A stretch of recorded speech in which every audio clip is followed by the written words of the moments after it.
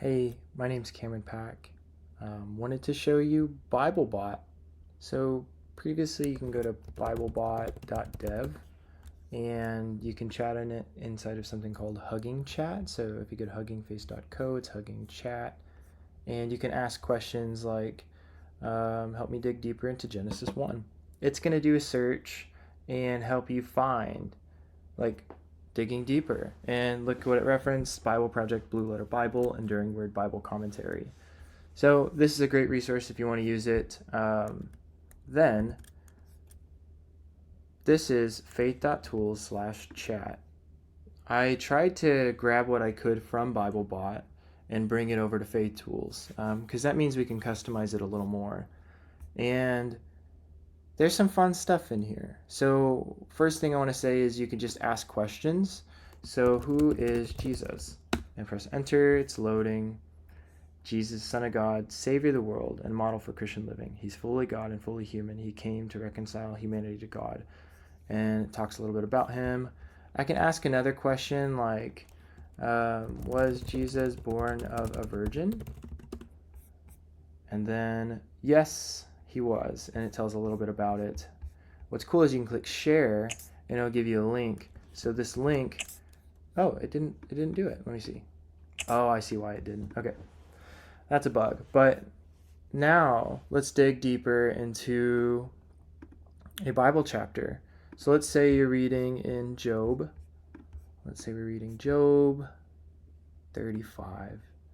I want to see the Bible reader of it, and then I want to dig deeper. So what you can do is, if you want, you can just read it first and then go read the response. So help me dig deeper. Of course, I'd be happy to. This chapter is part of this. And then it just talks and goes a little bit further and further into it and talks about this chapter. Job verse 11, 10, 11, let's see.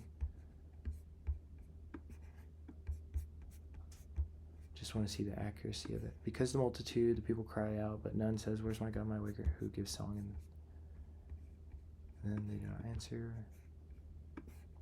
Where's my God, the one who gives songs tonight? Great, okay.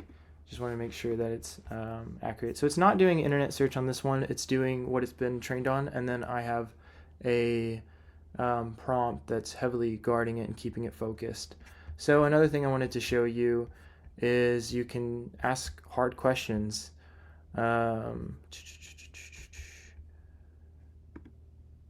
So what's the Bible say or point to about this topic, division between Christian denominations? And then it just talks about Jesus prayed for unity and digs deeper into that. I make it clear that use prayerful caution when using this tool. If you don't want the Bible reader, just don't use it, but you can just say dig deeper into this and it'll help you dig deeper. For my tech friends, this uses Mixtral. It's on Grok Cloud, and that's why it's so quick.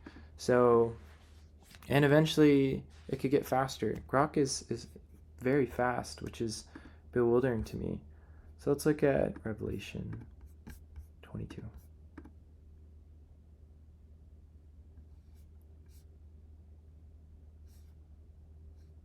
And sometimes it'll give you reflection questions. So wanted to share this. This is something that's really fun to see. When you ask follow-up questions, it's not going to be like message. It's like you just ask one question and then you get an answer. You can ask another question kind of based on the first one. It won't have the context of the first one.